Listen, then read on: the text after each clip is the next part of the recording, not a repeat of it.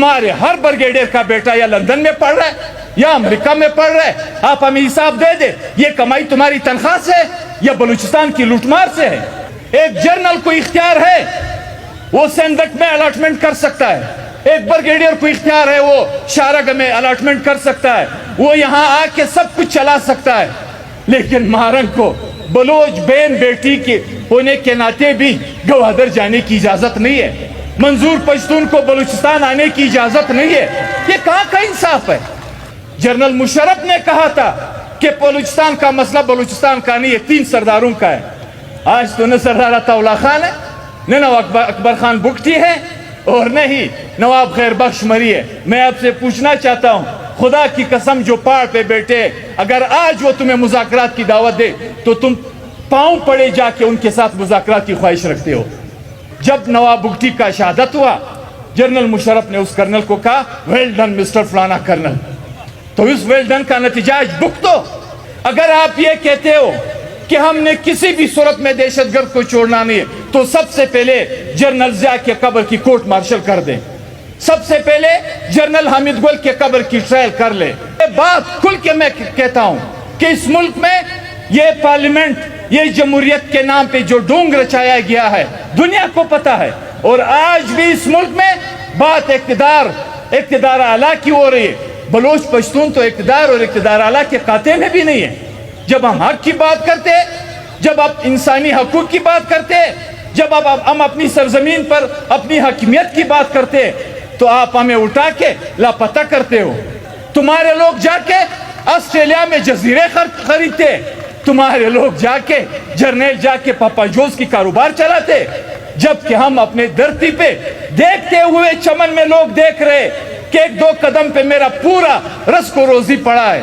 تم اس کو کہتے ہو کہ نہیں, تم ادھر نہیں جا سکتے ہو. قرآن کو بھی نہیں مانتے ہو, جب قرآن پہ بھی کسی کے ساتھ بات کر کے پھر اتار کے سولی پہ لٹکا دیتے ہو. تمہارے کس بات پہ ہم یقین کریں؟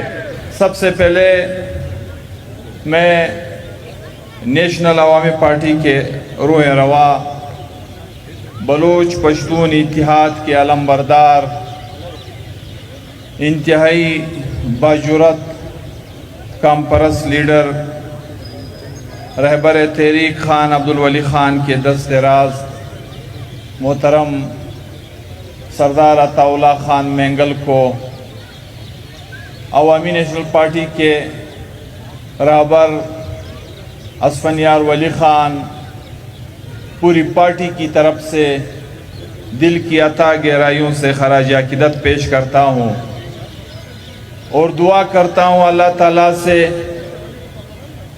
کہ اس دھرتی پہ تاریخ کے شروع سے لے کر وہ اتحاد جو احمد شاہ ابدالی اور میر نصیر خان نوری کی قیادت میں بلوچ پشتون کا تھا, وہ اتحاد جو فخر افغان بادشاہ خان اور یوسف عزیز مکسی کے دور میں بلوچ پشتون کا تھا, وہ اتحاد جو خان عبدالولی خان, سردار عطا اللہ خان مینگل, عبدالکریم شورش, نواب اکبر خان بگٹی, میر غوث بخش بزنجو, نواب خیر بخش مری یا دیگر بلوچ پشتون قیادت کی صورت میں تھا. دعا اللہ سے کرتا ہوں کہ بلوچ پشتون دھرتی پہ رہنے والے ہمارے غیور بلوچ پشتون اقوام بھی اپنے اکابرین کے اس نقش و قدم پہ چلتے ہوئے اپنے اس تاریخی اتحاد کو ہمیشہ سلامت اور برقرار رکھنے کی پوری کوشش کریں گے. اور دعا کرتا ہوں کہ جس راستے کا تعین ہمارے اکابرین نے اس دھرتی کے وسائل پر اپنے اختیار کے لیے کیا تھا, جو جدوجہد سردار عطا اللہ خان مینگل سے لے کے ہمارے تمام اکابرین نے یہاں بلوچ پشتون اقوام کی عزت اور وقار کے لیے کیا تھا, حق کی حاکمیت و ملکیت کے لیے کیا تھا, وہی جدوجہد ہم آگے بڑھاتے ہوئے اس دھرتی پہ رہنے والے بلوچ پشتون اقوام کو کم از کم تاریخ میں اس تاریخی جدوجہد کے صلے میں اپنے وطن کے مالک بنا کے رہیں گے۔ یقیناً آج سٹیج پہ جس بھی مقرر نے بات کی یا میں بات کروں گا یا میرے بعد مقررین بات کریں گے، سب کا گلہ شکوہ اس ریاست سے ملتا جلتا ہے، اور یقیناً اس ریاست نے ہر ایک کو، چاہے وہ اس وقت مسند اقتدار پہ برا جمع ہے، چاہے وہ روڈوں پہ ہے، چاہے وہ احتجاجوں میں ہے، یعنی ہمارے اس ریاست نے اس ملک میں خصوصاً پھر بلوچ پشتون دھرتی پہ رہنے والے ایک کو بھی زخم دیے چھوڑا نہیں ہے۔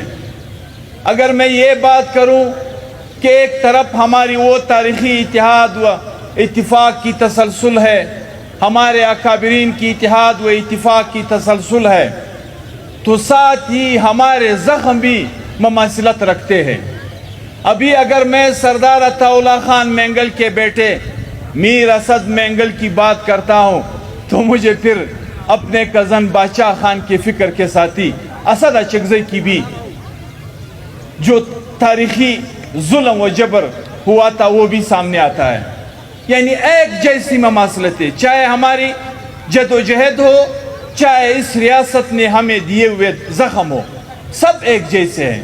تو ایسی صورتحال میں ایک زورور ریاست کے سامنے جس کی عزائم آج بھی نہ بلوچ قوم اور دھرتی کے لیے اور نہ پشتون قوم اور دھرتی کے لیے مثبت ہے، تو سوائے نیب جیسے پلیٹ فارم کے اس جیسے تاریخی جدوجہد کو اپناتے ہوئے ہمارے لیے کوئی دوسرا راستہ بچتا نہیں۔ یہ ریاست یا اس ریاست کے عزائم بہت پچھلے تاریخ میں نہیں، جو 3-4 دن پہلے ان کے عزائم، ان کے مستقبل کے حوالے سے ارادے ہم نے دیکھے ہیں، وہ انتہائی خطرناک ہے۔ ان خطرناک ارادوں کو روکنے کے لیے پہلے جیسا بھی تھا، اب ہمیں ایک یکجان ہو کے ان کے سامنے سیسا پلائی دیوار بن کے ان کا مقابلہ کرنا ہوگا۔ ان کو ہماری سرزمین عزیز ہے، اس دھرتی پہ رہنے والے اقوام عزیز نہیں ہیں۔ ان کو گوادر کی سمندر چاہے، گوادر کے لوگ نہیں چاہے۔ ان کو آپ کے رخشاں ڈویژن کے سونا چاندی سے لے کے یہ وسائل چاہے، بلوچ قوم نہیں چاہے۔ اس ریاست کو پشتونخوا وطن کے پانی سے پیدا ہونے والی بجلی چاہے، پشتون قوم نہیں چاہے۔ اس ریاست کو پشتونخوا وطن میں جنگلات سے لے کے کوئلے کے ذخائر تک، یا پھر آپ کے پچھلے پاٹا موجودہ پشتونخوا کے وہ ذخائر جس پہ دنیا تبصرہ کر رہی ہے کہ ہزاروں سال اس پورے خطے کو چلا سکتے، ان کو یہ وسائل چاہے، یہاں پہ رہنے والے اقوام نہیں چاہے۔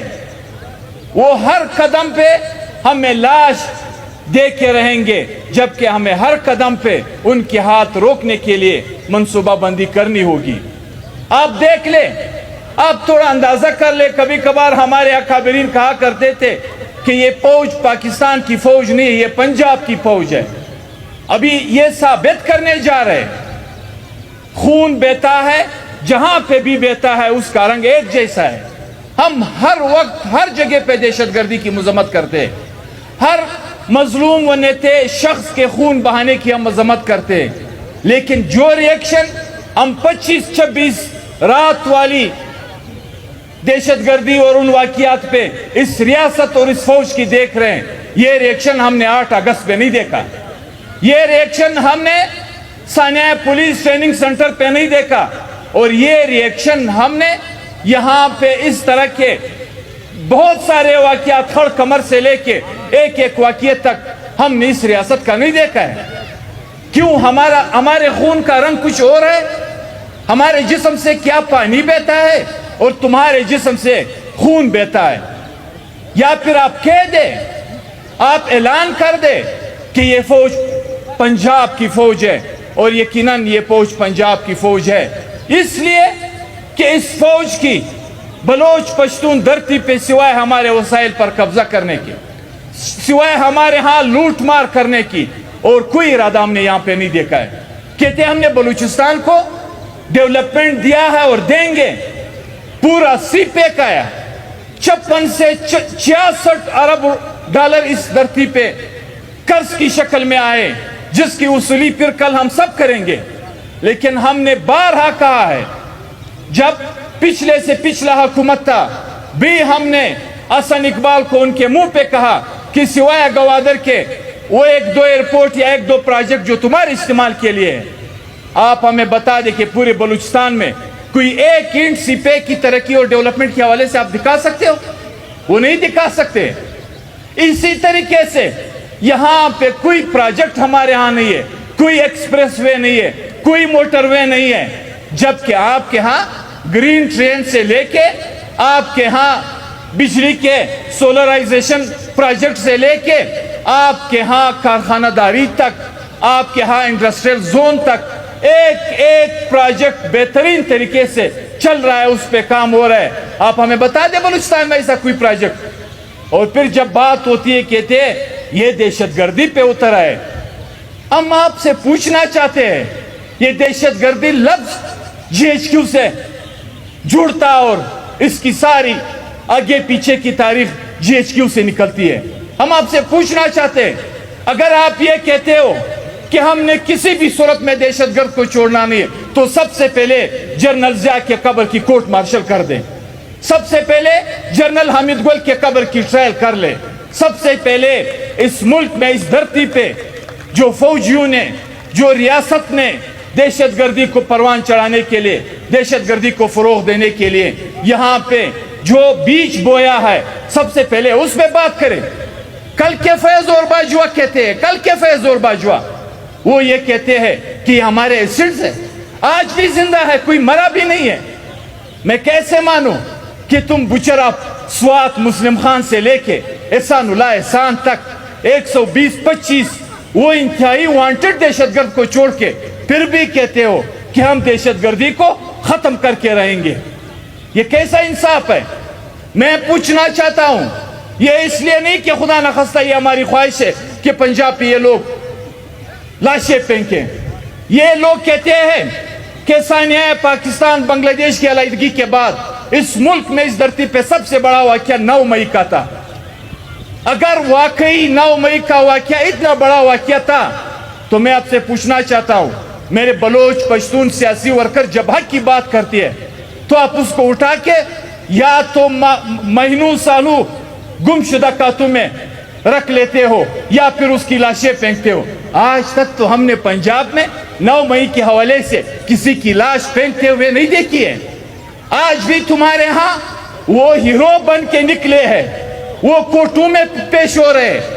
آج تک تو یہ صورتحال ہم ہر روز ٹویٹر پہ ایک ٹرینڈ چلاتے ہیں, پناہ بلوچ کی 20 سال پہلے کی جو لاپتگی ہے, آج اس پہ ٹرینڈ ہے. آج پناہ پشتون پہ ٹرینڈ ہے, آج پناہ سیاسی کارکن پہ ٹرینڈ ہے. لیکن آج تک ہم نے یہ ٹرینڈ نہیں دیکھا ہے کہ آپ نے پنجاب سے 9 مئی کے حوالے سے کسی شخص کو اٹھا کے, کسی خاتون کو اٹھا کے خدا نخواستہ آپ نے اس کی لاش پھینکی ہو یا اس کو ہمیشہ ہمیشہ کے لیے گم کھاتے میں ڈالا ہو. لیکن ہمارے ہاں ہم آپ سے اقتدار بھی نہیں مانگتے. یہ بات کھل کے میں کہتا ہوں کہ اس ملک میں یہ پارلیمنٹ, یہ جمہوریت کے نام پہ جو ڈونگ رچایا گیا ہے دنیا کو پتا ہے. اور آج بھی اس ملک میں بات اقتدار اعلیٰ کی ہو رہی ہے. بلوچ پشتون تو اقتدار اور اقتدار اعلیٰ کے کھاتے میں بھی نہیں ہے. جب ہم حق کی بات کرتے, جب آپ انسانی حقوق کی بات کرتے, جب ہم اپنی سرزمین پر اپنی حاکمیت کی بات کرتے, تو آپ ہمیں اٹھا کے لاپتہ کرتے ہو.